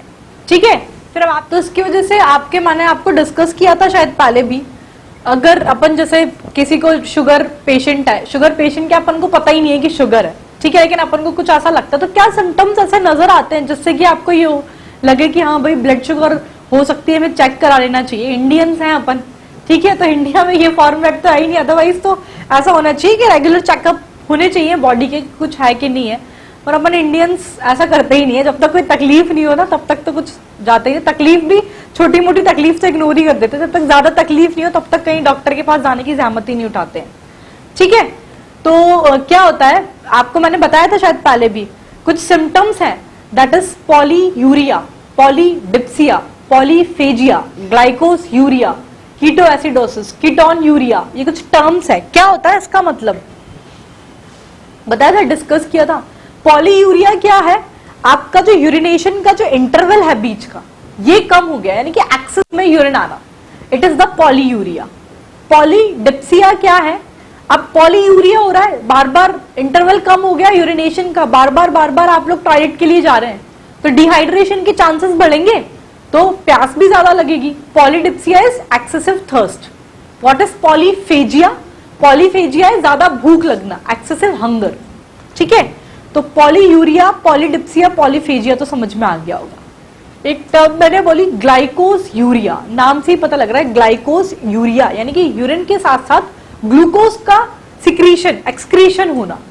ये कब होता है, अगर आपका ब्लड शुगर लेवल 180 मिलीग्राम पर डीएल इन ब्लड, इससे भी ज्यादा है, या फिर इस रेंज में है, 180 से ज्यादा, 180 और 180 अबव है, तो इस कंडीशन में आपको ग्लाइकोस यूरिया देखने को मिलता है। नहीं होता, जैसे बहुत से शुगर पेशेंट्स होते हैं ना, तो जो उनको ऐसे ही पता लग जाता है बिना टेस्ट के भी कि मतलब बहुत ज्यादा बढ़ रही है, 180 लेवल थोड़ा ज्यादा हो गया ना, 200 की रेंज में आ गया, तो उनके जो वो टॉयलेट के अंदर चींटियां आनी भी शुरू हो जाती है। It is also one of the symptom, it is the ग्लाइकोस urea, क्योंकि यूरिन के साथ ग्लूकोज जो है वो पास आउट हो रहा है, which is sweet in taste, इस वजह से होता है ये चींटियां आना वहां पर। ठीक है, तो it is ग्लाइकोस urea is one of the thing. एक मैंने बोला कीटो यूरिया, कीटो यूरिया क्या है, आपके नाम से ही पता लग रहा है, ग्लाइको यूरिया यानी कि ग्लूकोज का सिक्रीशन होना, एक्सक्रीशन होना यूरिन के साथ। कीटो यूरिया, यूरिन के साथ आपकी ketone bodies, toxic ketone bodies का एक्सक्रीशन होना। एक है आपका कीटो एसिडोसिस। कीटो एसिडोसिस क्या होता है, तो आपके एक्टिव और incomplete decomposition of fat in fatty tissue, इसकी वजह से एक्टिव और incomplete deposition of fat in fatty tissue, इसकी वजह से आपके कीटोन बॉडीज का फॉर्मेशन होता है। कीटोन बॉडीज का फॉर्मेशन हुआ, और ये कीटोन बॉडीज भी आपकी टॉक्सिक होती हैं, जैसे कि आपकी एसीटोन और एसिटो एसिटिक एसिड की तरह। It is the ketoacidosis. ये समझ में आया, ये तो हो रहा है आपके इंसुलिन के हाइपोसिक्रीशन की वजह से। हाँ, एक टर्म आपने सुना होगा डायबिटिक कोमा, एक तो था डायबिटिक कोमा। डायबिटिक कोमा क्या होता है, आपके किस किस के कंबाइंड इफेक्ट से ये होता है। इसमें डायबिटिक कोमा अगर किसी पेशेंट को हुआ है तो पेशेंट एक तो अनकॉन्शियस हो जाएगा उस टाइम पर, इवन तो पेशेंट की डेथ भी हो सकती है।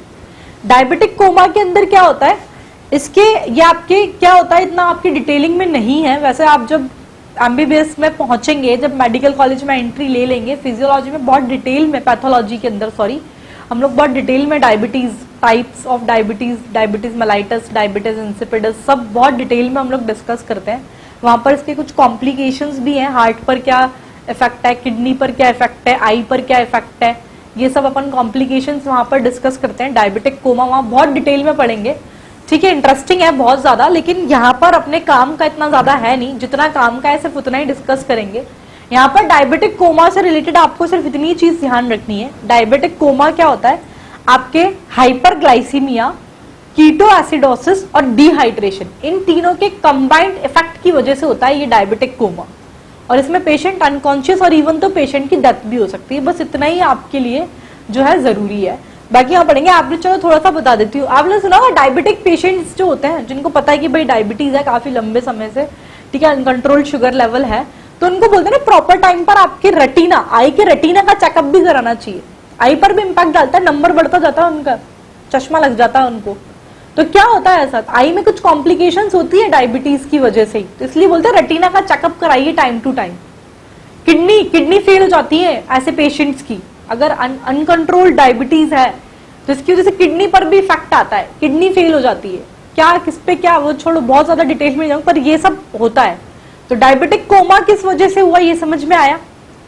नेक्स्ट पॉइंट, ठीक है, अब चलो इतने सारे कॉम्प्लिकेशंस तो हम लोगों ने देख लिया, ये हो रहा है वो हो रहा है। आपने सुना होगा जैसे कुछ लोग अपन, ये बहुत क्योंकि आम बीमारी है आजकल, ऑलमोस्ट नहीं होनी चाहिए, पर ये ऐसा है कि 35 एज के बाद आजकल 80% जनता के अंदर ये देखने को मिलती है। यहाँ पे इतने सारे स्टूडेंट है, कुछ ना कुछ बच्चों के घर में भी होगी डायबिटीज पेशेंट होंगे आप लोगों के। तो ये जो डायबिटीज है, आपने देखा होगा क्या उनका मोड ऑफ ट्रीटमेंट, एक तो ओरल इंसुलिन टैबलेट्स लेते हैं, पर कई बार होता है ना इंसुलिन टैबलेट्स ले रहे हैं उसके बाद भी डायबिटीज कंट्रोल ही नहीं आ रही, फिर फाइनली वो इंसुलिन थेरेपी इंजेक्शन के थ्रू देते हैं इंसुलिन।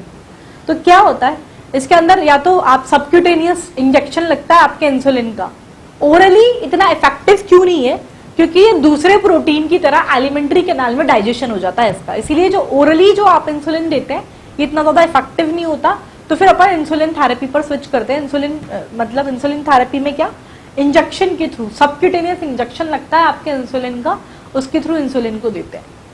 ओरल थेरेपी इतना इफेक्टिव क्यों नहीं है, रीजन क्योंकि एलिमेंट्री कैनाल में जैसे आपके दूसरे प्रोटीन का डाइजेशन हो रहा है वैसे इसका भी हो जाता है, इसीलिए इतना इफेक्टिव नहीं होता। ये आया समझ में। It is all about the hyposecretion of insulin की वजह से जो हो रहा है, दैट इज द हाइपरग्लाइसीमिया, ये डिस्कस किया। तो ये अपन साथ में लिख लेंगे। एक है आपका इसके हाइपोसिक्रीशन से तो हाइपरग्लाइसीमिया हो रहा है। एक आपने सुना होगा, चलो एक तो ये ठीक है, साला बेचारे ये डायबिटीज वालों में ये दिक्कत है, मीठा खाना तो छोड़ो, मीठा तो छूट ही जाता है, प्लस बाकी भी बहुत सारी डाइट कंट्रोल कि ये मत खाओ वो मत खाओ, प्लस थोड़ा थोड़ा करके गैप गैप में खाओ, ये सब होता है। एक होता है हाइपोग्लाइसीमिया। हाइपोग्लाइसीमिया क्या है, ये आपके होता है इंसुलिन के हाइपर सिक्रीशन की वजह से। हाइपोग्लाइसीमिया यानी कि ब्लड शुगर लेवल कम हो गया, ब्लड शुगर लेवल कम हो जाता है, इसको बोला हाइपोग्लाइसीमिया। अब हाइपोग्लाइसेमिक पेशेंट की भी बड़ी दिक्कत है, जगह जगह चक्कर खा के गिर जाते हैं वो लोग, इवन तो पेशेंट की डेथ भी हो जाती है। और कई बार तो ऐसा होता है जो डायबिटिक पेशेंट होते हैं, आपने अगर आपके घर में कोई हो इंसुलिन थेरेपी पर जो इंजेक्शन लेते हो इंसुलिन का, या फिर डायबिटिक कोई पेशेंट हो, तो आपको पता होगा वो जब भी कभी ट्रैवल करते हैं या फिर कुछ ऐसा कहीं जाते हैं, वो मोस्टली अपने साथ ना कुछ मीठा जरूर रखते हैं। अब आप सोचते होंगे यार मीठा तो खाना ऑलरेडी मना होता है इन लोगों को, फिर मीठा क्यों रखते हैं, या तो चॉकलेट्स रखते हैं वो अपने साथ, बिस्किट्स, कुछ भी मतलब मीठी चीज अपने साथ रखते हैं। What was the reason. कई बार क्या होता है, डायबिटिक पेशेंट के अंदर ही बता रही हूँ मैं, हाइपोग्लाइसीमिया अभी भूल जाओ।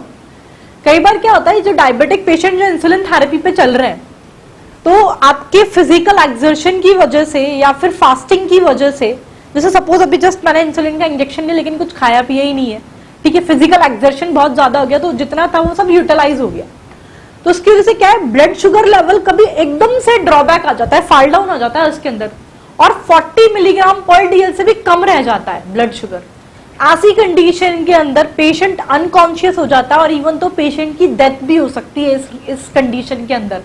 ये होता है, मतलब डायबिटीज है पेशेंट, इसीलिए उनको बोलते हैं मीठा अपने साथ रखने के लिए, चॉकलेट साथ रखने के लिए, जिससे कि कभी ऐसा हो ना, इसके सिम्टम्स होते हैं, ठंडा ठंडा पसीना आता है ऐसे लोग, मतलब अपन सोचे ना एकदम से कैसे पता लगेगा कोई इंसान बेहोश हो रहा है तो थोड़ी ना खाने लगेगा, एकदम से नहीं होता, कुछ सिम्टम्स आते हैं पहले बॉडी के अंदर। अब अपन को क्या होता है ना, अब सोचते हो कि क्या बॉडी हमेशा कुछ भी ऐसा जब रिएक्ट करती है, इवन तो जो heart attack one of the major problem, अब इसका आप बोलोगे नॉर्मल लोग क्या करें बेचारे, नहीं समझ में आता, हो जाता है तो उसके बाद अपन तो कुछ फर्स्ट एड ले नहीं सकते, डॉक्टर के पास ही जाना पड़ता है, पर ऐसा नहीं होता। मतलब आप एज ए मेडिकल स्टूडेंट चलो वो बाद में पढ़ेंगे, लेकिन आपकी जो बॉडी होती है, एक जनरल आदमी क्योंकि वो मेडिकल से रिलेटेड नहीं समझ नहीं पाता है, अदरवाइज हार्ट पेशेंट भी जिनको हार्ट अटैक आने वाला होता है ना, बिल्कुल इंस्टेंट कभी नहीं होता है, मिथ है ये। एक महीने पहले से आपकी जो बॉडी है उसके सिम्टम्स दिखाने शुरू कर देती है।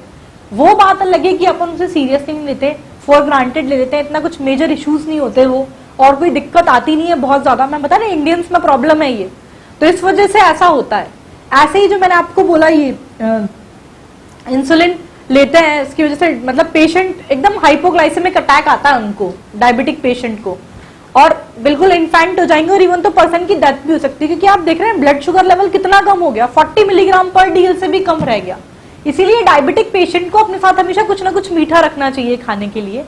अब आप सोच रहे हैं चलो इंसान अगर बेहोश ही हो रहा है, गिर पड़ रहा है, तब उसे थोड़ी ना सोचे कि कुछ खा लो। अब साथ वाले पर भरोसा कर नहीं सकते, कोई हो साथ नहीं हो, दूसरा पता नहीं कैसा बंदा हो, उसको नॉलेज हो नहीं हो। क्या होता है, पहले ही आपको इसके सिम्टम्स दिखते, ठंडा ठंडा पसीना आता है, हाथ पांव में कपकपी होती है, अगर ऐसा हो तो इट मींस डायबिटिक पेशेंट को हाइपोग्लाइसेमिक अटैक आ रहा है, ब्लड शुगर लेवल बहुत ज्यादा कम हो गया है। जब ऐसा हो तो उन्हें तुरंत कुछ मीठा खा लेना चाहिए, जिससे कि वो ब्लड शुगर लेवल वापस बढ़ जाएगा। तो ये जो कॉन्सिक्वेंसेस से जो कॉम्प्लिकेशंस होने हैं ये वहीं खत्म हो जाते हैं। ठीक है, तो अभी डायबिटिक कोमा क्या होता है, हाइपोग्लाइसेमिक अटैक क्या है, ठीक है, हाइपो सिक्रीशन ऑफ इंसुलिन से हाइपरग्लाइसीमिया हुआ, इसमें glycosuria, ketoacidosis, polyuria, polydipsia, polyphagia, ये सब अपन डिस्कस कर चुके। पहले से नोट कर लेते हैं, उसी के बाद डिस्कस करेंगे अपन ये इसके हाइपर सिक्रीशन से क्या होता है। तो हेडिंग डाल लीजिए आप लोग, हाइपर सिक्रीशन, इंसुलिन के हाइपर सिक्रीशन से होता है आपका, सॉरी हाइपर नहीं, पहले हाइपो पढ़ाया ना मैंने,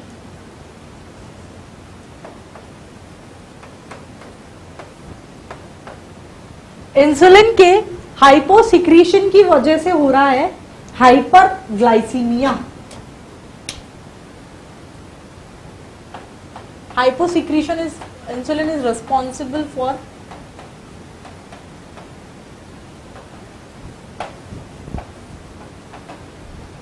हाइपरग्लाइसीमिया। क्या है तो लिख लीजिए, कैसे होता है, तो ड्यू टू द आपके इंसुलिन के हाइपोसिक्रीशन की वजह से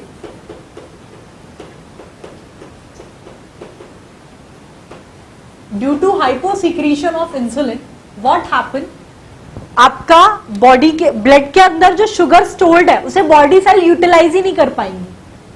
तो due to hyposecretion of insulin body cell do not use the stored sugar in blood.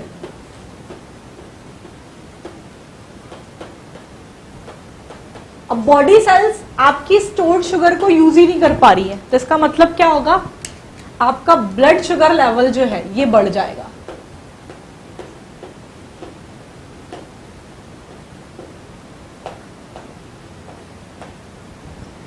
ठीक है, ब्लड शुगर लेवल बढ़ गया, इसे हम लोगों ने बोला हाइपर ग्लाइसीमिया।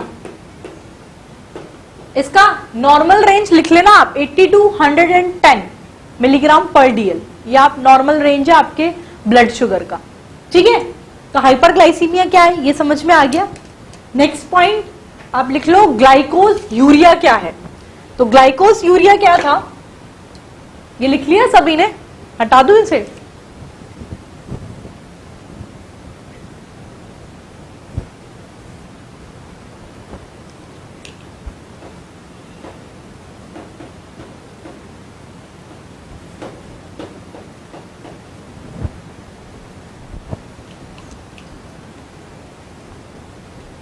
ठीक है।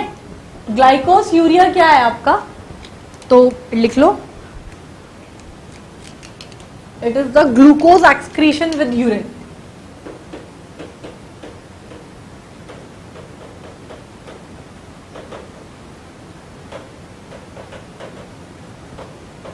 ये है आपका ग्लाइकोज यूरिया। कब होता है ये ग्लाइकोज यूरिया जो है ना, ये आपके किस कंडीशन में होगा, मैं लैंग्वेज में डायरेक्टली पॉइंट पॉइंट लिख रही हूं, ठीक है। जब आपका ब्लड शुगर लेवल जो है 180 मिलीग्राम पर डीएल से भी ज्यादा हो, इस कंडीशन में आपको ग्लाइकोज यूरिया देखने को मिलेगा। लिख लेना आप, ये मैंने सिर्फ टर्म लिख दिया है, ठीक है। ग्लाइकोज यूरिया क्या है, ग्लूकोज का सिक्रीशन होता है यूरिन के साथ, और ये कब होता है, ग्लाइकोज यूरिया जब देखने को मिलेगा अगर आपका ब्लड शुगर लेवल जो है 180 मिलीग्राम पर डीएल से भी ज्यादा हो, ठीक है। एक था आपका पॉली यूरिया, नाम से पता लग रहा है, पॉली यानी कि बार बार, यूरिया यानी कि बार बार टॉयलेट आना। व्हाट इज दिस, ये क्यों होता है आपका पॉली यूरिया, लिख लो, पॉली यूरिया का मतलब लिख लो कि इंटरवल बिटवीन यूरिनेशन डिक्रीज।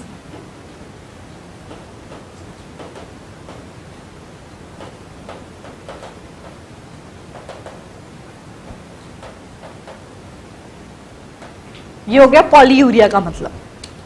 दूसरा, इट इज पॉलीडिप्सिया। पॉलीडिप्सिया यानी कि बार बार प्यास लगना। तो पॉलीयूरिया की वजह से, due to polyuria, chance of dehydration increase,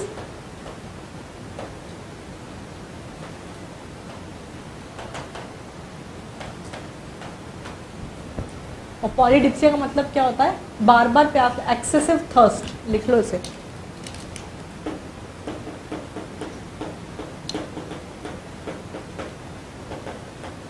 तो पर्सन को प्यास भी ज्यादा लगती है।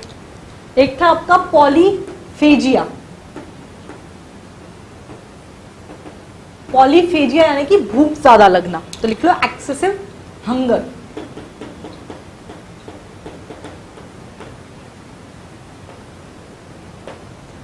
ठीक है। एक है आपका कीटो यूरिया।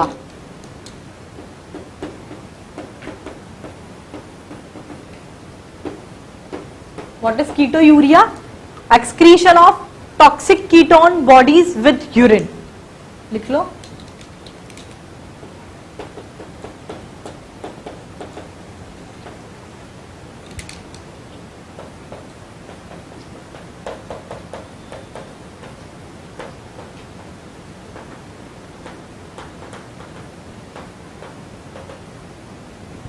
फिर एक है आपका कीटो एसिडोसिस। कीटो एसिडोसिस क्या होता है, ये लिख लो, ये हटा दूं मैं, लिख लिया होगा सभी ने। नेक्स्ट हेडिंग डाल लीजिए keto acidosis.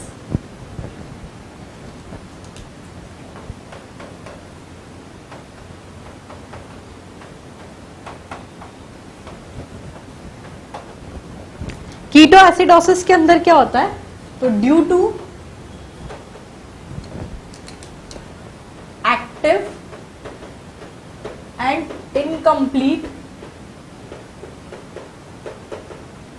Decomposition of fat in fatty tissue,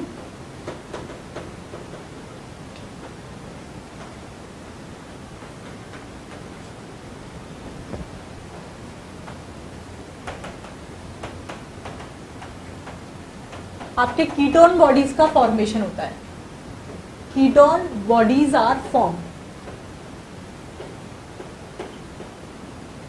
और ये जो आपकी कीटोन बॉडीज है ये कितनी टॉक्सिक होती है, जैसे कि आपका एसिटिक एसिड और एसिडो एसिटिक एसिड है, इनकी तरह टॉक्सिक होती है। इसको बोलते हैं अपन कीटो एसिडोसिस, लिख लो। And ketone bodies they are toxic like acetic acid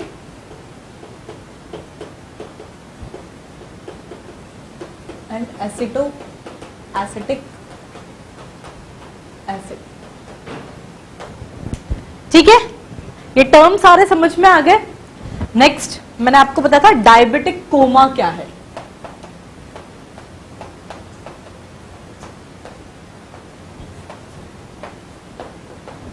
किस वजह से होता है? तो it occur due to the combined effect of, किस किस के कंबाइंड इफेक्ट की वजह से आपको डायबिटिक कोमा देखने को मिलेगा? तो due to the combined effect of, एक तो आपका कीटो एसिडोसिस,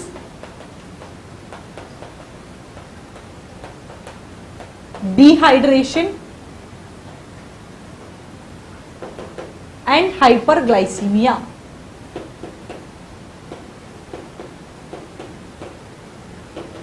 ठीक है, इन तीनों के कंबाइंड इफेक्ट से आता है आपका डायबिटिक कोमा।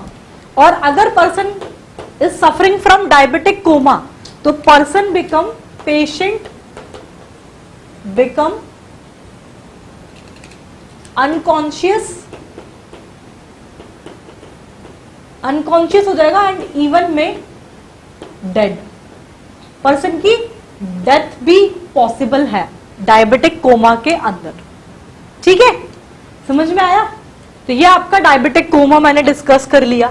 नेक्स्ट पॉइंट, इसका मोड ऑफ ट्रीटमेंट क्या है? ये सारी दुनिया भर की चीजें डिस्कस तो कर ली आपका diabetes mellitus, that is the sugar disease में। इसका मोड ऑफ ट्रीटमेंट क्या है? Insulin therapy. ठीक है, इंसुलिन थेरेपी हम लोग देंगे। लिख लो ट्रीटमेंट में क्या है।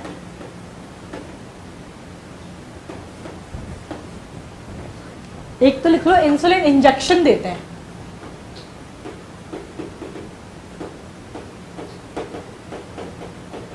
और ये जो इंजेक्शन जो देते हैं इंसुलिन का, ये सबक्यूटेनियस होता है। ठीक है, और ओरली जो इंसुलिन देते हैं वो इतनी इफेक्टिव क्यों नहीं है, ये भी लिख लो।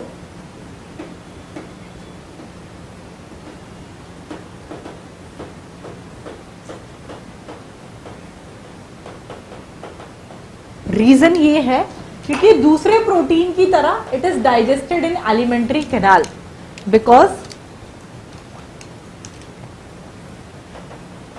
लाइक अदर प्रोटीन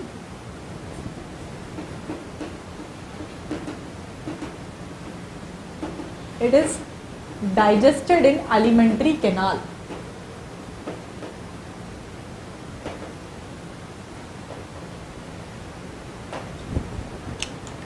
ठीक है, आया आपको समझ में? चलो इतना, it is all about the hyposecretion of insulin की वजह से जो हो रहा है, दैट इज द हाइपरग्लाइसीमिया। ये हम लोगों ने डिस्कस कर लिया। नेक्स्ट हम लोग डिस्कस करेंगे आपके इंसुलिन के हाइपरसिक्रीशन की वजह से जो होता है, दैट इज द हाइपोग्लाइसीमिया। उसके पहले आप इसे नोट कर लीजिए। ठीक है, तो ये तो अपन लोगों ने हाइपोसिक्रीशन ऑफ इंसुलिन से क्या हो रहा है ये डिस्कस किया। नेक्स्ट ये और लिख लो आप लोग, इसके हाइपरसिक्रीशन से क्या होता है,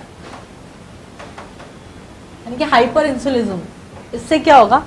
इसके हाइपरसिक्रीशन से होता है आपका हाइपोग्लाइसीमिया।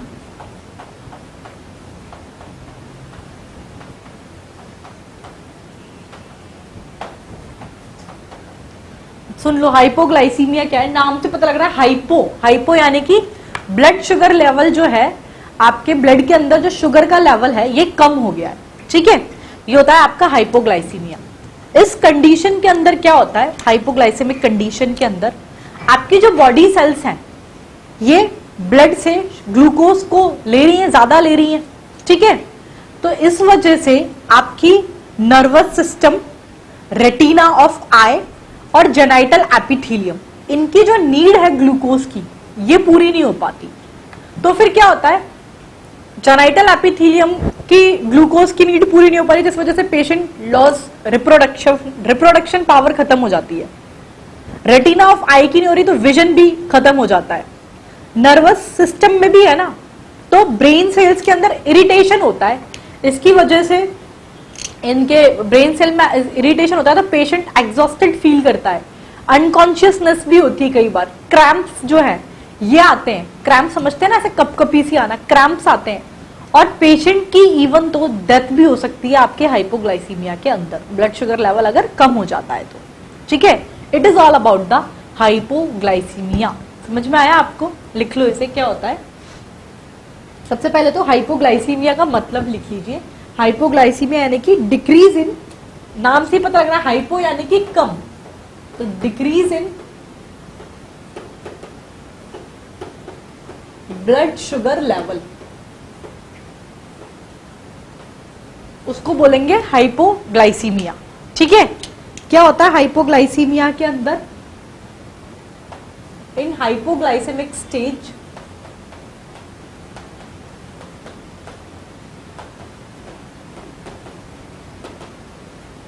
आपकी जो बॉडी सेल्स हैं they take more glucose from blood.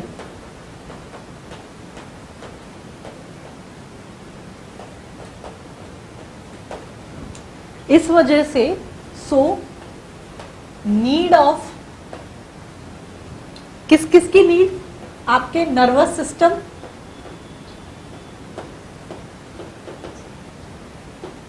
Retina of I and genital epithelium, इनकी जो नीड है ये फुलफिल ही नहीं हो पाती है।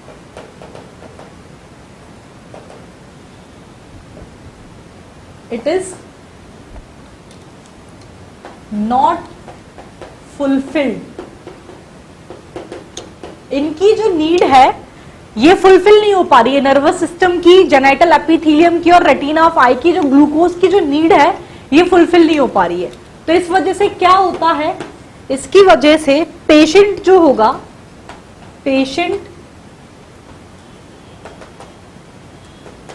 Losses the,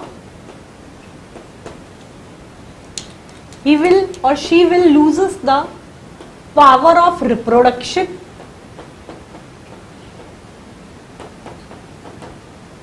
and sight, eyesight। ठीक है, और आपके नर्वस सिस्टम में यानी कि आपके नर्व टिश्यू के अंदर इरिटेबिलिटी होती है। और क्या होता है? And irritability in nerve tissue, nerve tissue में इरिटेबिलिटी की वजह से, due to irritability in nerve tissue, patient कैसा फील करता है? पेशेंट फील, पीटी पेशेंट का शॉर्ट फॉर्म लिखा है मैंने, ठीक है। पेशेंट फील ही एग्जॉस्टेड, अनकॉन्शियस,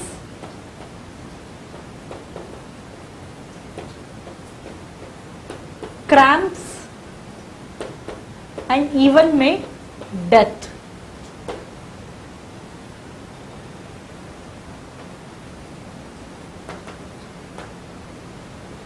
ठीक है, आया समझ में? It is all about the hypoglycaemia. ठीक है ना। हाइपोग्लाइसेमिक अटैक में आपको ऑलरेडी बता चुकी, blood glucose, blood sugar level 40 mg पर DL से भी कम रह जाता है। लिख लेना आप खुद ही ये लोग, ठीक है। पूरा बता ही चुकी कि डायबिटिक पेशेंट को इसलिए वो साथ में मीठा रखते हैं, क्या है क्या नहीं। जैसे अगर ये लिख लेना आप खुद ही, मैं इसको नोट नहीं करवा रही हूँ।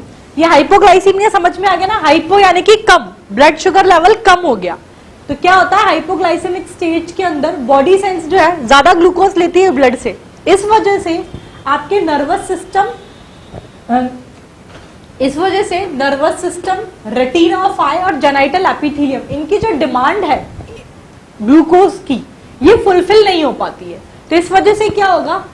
जेनाइटल एपिथेलियम पे तो क्या इफेक्ट आता है? पावर ऑफ रिप्रोडक्शन लॉस हो जाती है। रेटिना की वजह से आई साइट खत्म हो गई।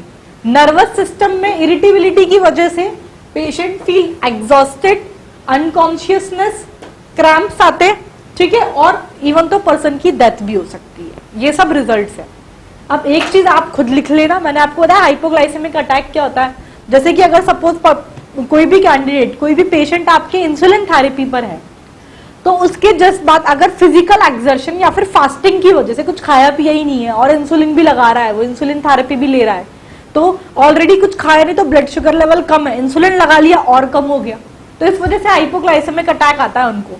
तो उसकी वजह से फिजिकल एक्सर्शन या फिर आपके फास्टिंग की वजह से अगर कोई भी बंदा आपके इंसुलिन थेरेपी पर है तो उसके अंदर क्या होता है? ब्लड शुगर का जो लेवल है वो 40 mg पर DL से भी नीचे आ जाता है। 40 mg पर DL तक आ जाएगा या फिर उससे नीचे आ जाएगा। तो उस कंडीशन में पेशेंट की डेथ भी हो सकती है, अनकॉन्शियस हो जाता है और पेशेंट की डेथ भी हो सकती है, क्योंकि ब्लड शुगर लेवल इतना कम हो गया है। तो बताया मैंने उसमें क्या करते हैं और क्या सिम्टम्स होते हैं।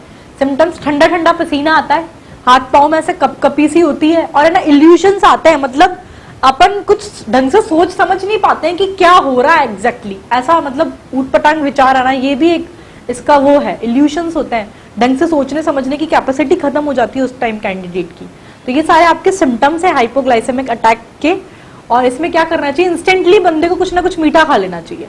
तो उससे क्या होता है, ये जो कॉम्प्लिकेशंस है अनकॉन्शियसनेस और डेथ के, ये खत्म हो जाते हैं, डायरेक्टली आपका ब्लड शुगर लेवल जो है ये बढ़ जाएगा। ठीक है, it is all about the today's class. तो आज की क्लास के अंदर हम लोगों ने कहां से स्टार्ट किया था, वो एड्रेनलिन वाला, नॉर एड्रेनलिन हार्मोन तो आप ठीक है वो कर लेना। पैनक्रियास मैंने आपके साथ डिस्कस की है, ठीक है, एक्सोक्राइन है, एंडोक्राइन क्या है, इंसुलिन सॉरी पैनक्रियास क्या नाम बताया, एंडोक्राइन सॉरी एंडोडर्मल ओरिजिन की है। इसकी बात करी तो पिंक कलर की मिक्स ग्लैंड होती है जो कि back side of the stomach यानी कि एब्डोमिनल कैविटी के अंदर प्रेजेंट है। ठीक है, एसिनाई सेल्स और स्लेट ऑफ लैंगरहैंस प्रेजेंट है इसके अंदर। एसिनाई सेल्स मैंने बताया बहुत सारी एसिनाई सेल्स प्रेजेंट होती हैं। पैनक्रिया के 99% पार्ट का फॉर्मेशन एसिनाई से होता है। एसिनाई डाइजेस्टिव जूस का सिक्रीशन करती है and they are exocrine in nature. Islet of Langerhans क्या है, इन्हीं एसिनाई सेल्स के बीच बीच में आपकी बहुत सारी numerous small endocrine glands present होती हैं। इन एंडोक्राइन ग्लैंड्स को हम बोलते हैं स्लेट ऑफ लैंगरहैंस, जो कि 1% पार्ट का फॉर्मेशन कर रही है। 2 to 3 मिलियंस होते हैं ये नंबर के अंदर। ठीक है, फिर स्लेट ऑफ लैंगरहैंस के अंदर 4 सेल्स बताई थी, अल्फा, बीटा, डेल्टा और पीपी और एफ सेल्स। अल्फा सेल से ग्लूकोजन सिक्रीट हो रहा था, बीटा सेल से इंसुलिन सिक्रीट हो रहा था, डेल्टा सेल से सोमेटोस्टैटिन और पी सेल से पैनक्रियाटिक पॉलीपेप्टाइड हार्मोन। इंसुलिन पूरा डिस्कस कर चुकी मैं, इंसुलिन का नॉर्मल एक मॉलिक्यूल कितने 51 अमीनो एसिड से मिलके बन रहा है, इसके फंक्शंस क्या है, मेम्ब्रेन की परमेबिलिटी पर क्या रोल है, फैट, कार्बोहाइड्रेट, प्रोटीन और अमीनो एसिड के मेटाबॉलिज्म पर क्या रोल है, ये पूरा डिस्कस कर लिया। आई डोंट थिंक सो कि इसको रिवाइज कराने की जरूरत है, बीच में क्लास में बहुत अच्छे से अपन ने डिस्कस किया है। मतलब 2 फंक्शंस में, एक तो मेम्ब्रेन की परमेबिलिटी पर और मेटाबॉलिज्म पर, दोनों हम लोगों ने डिस्कस किया। इंसुलिन के हाइपोसिक्रीशन से क्या हो रहा है, इंसुलिन के हाइपरसिक्रीशन से क्या हो रहा है, ये डिस्कस कर लिया। तो आपके जो बीटा सेल से जो हार्मोन सीक्रेट होता था इंसुलिन, वो अपन डिस्कस कर चुके हैं। अल्फा सेल से जो हार्मोन सीक्रेट होता है दैट इज द ग्लूकागन, ये हम लोग अपनी नेक्स्ट क्लास के अंदर कंटिन्यू करेंगे। और इसके बाद मतलब अब लास्ट लेक्चर होगा इसके ऊपर, it will and up with that endocrine system also. Glucagon एक डिस्कस करना बाकी रह गया, एक थाइमस ग्लैंड छोटा सा पार्ट है, ये हम लोग डिस्कस करेंगे। उसके बाद आपके गोनाड से कुछ हार्मोन सीक्रेट होते हैं, testis, ovaries, heart, GIT, kidney, इन सबसे क्या है ये हम लोग डिस्कस करेंगे। मात्र लास्ट क्लास है, उसके बाद एक्सरसाइज डिस्कशन वाले पार्ट पर आएंगे। इसीलिए जिन्होंने अभी तक भी पढ़ना शुरू नहीं, बोलना चाहिए पढ़ना शुरू नहीं किया, क्या इतने टाइम में नहीं पढ़ा तो 1-2 दिन में थोड़ी ना कुछ हो जाएगा। तो इसको पूरा अच्छे से रिवाइज करके पढ़कर ही बैठना। अब सिर्फ आज की क्लास नहीं, सब पढ़कर बैठो क्योंकि लास्ट क्लास है, उसके बाद डिस्कशन वाले पार्ट पर स्विच करेंगे। ठीक है, थैंक यू।